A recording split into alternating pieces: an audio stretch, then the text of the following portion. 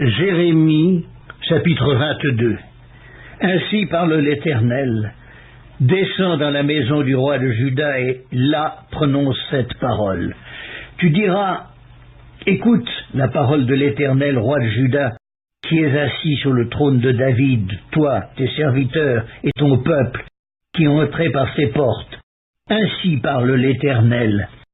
Pratiquez la justice et l'équité. Délivrez l'opprimé des mains de l'oppresseur. Ne maltraitez pas l'étranger, l'orphelin et la veuve. N'usez pas de violence et ne répandez point de sang innocent dans ce lieu. Car si vous agissez selon cette parole, les rois assis sur le trône de David entreront par les portes de cette maison, montés sur des chars et sur des chevaux, eux, leurs serviteurs et leur peuple. Mais si vous n'écoutez pas ces paroles, je le jure par moi-même, dit l'Éternel, cette maison deviendra une ruine. Car ainsi parle l'Éternel sur la maison du roi de Juda.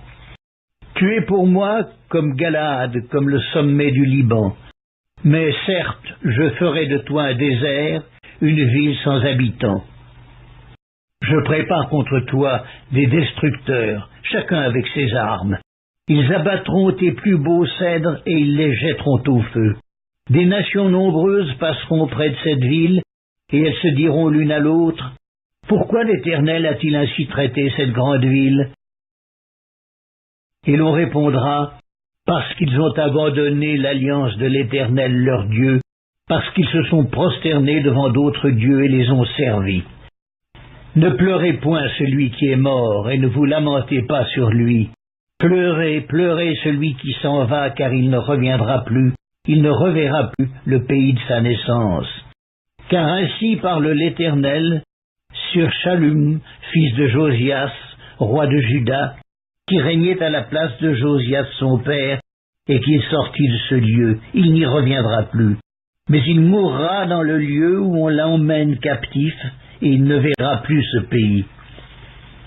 Malheur à celui qui bâtit sa maison par l'injustice et ses chambres par l'iniquité, qui fait travailler son prochain sans le payer, sans lui donner son salaire, qui dit « Je me bâtirai une maison vaste et des chambres spacieuses », et qui s'y fait percer des fenêtres, la lambrise de cèdre et la peinte en couleur rouge.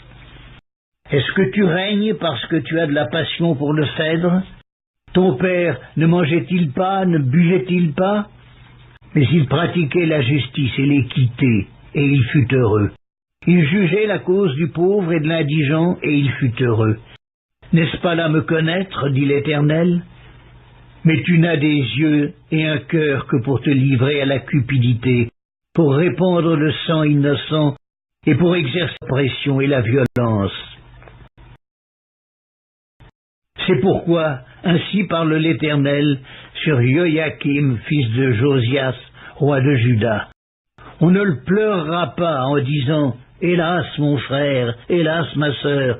On ne le pleurera pas en disant « Hélas, Seigneur, hélas, Sa Majesté ».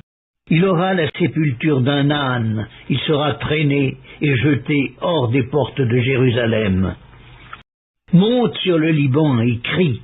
Élève ta voix sur le Basan, crie du haut d'Abarim, car tous ceux qui t'aimaient sont brisés. Je t'ai parlé dans le temps de ta prospérité. Tu disais, je n'écouterai pas. C'est ainsi que tu as agi dès ta jeunesse. Tu n'as pas écouté ma voix. Tous tes pasteurs seront la pâture du vent, et ceux qui t'aiment iront en captivité. C'est alors que tu seras dans la honte, dans la confusion, à cause de toute ta méchanceté. Toi qui habites sur le Liban, qui as ton nid dans les cèdres, combien tu gémiras quand les douleurs t'atteindront, douleurs semblables à celles d'une femme en travail. Je suis vivant, dit l'Éternel.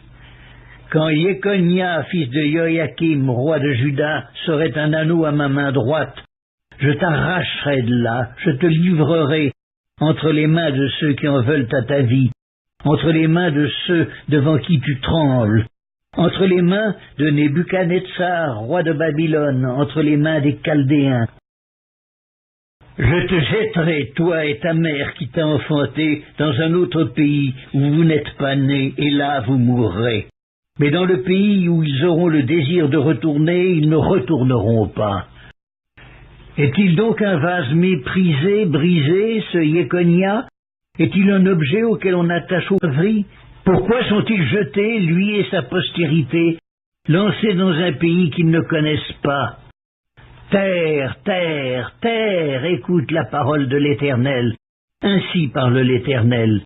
Inscrivez cet homme comme privé d'enfant, comme un homme dont les jours ne seront pas prospères, car nul de ses descendants ne réussira à s'asseoir sur le trône de David et à régner sur Juda.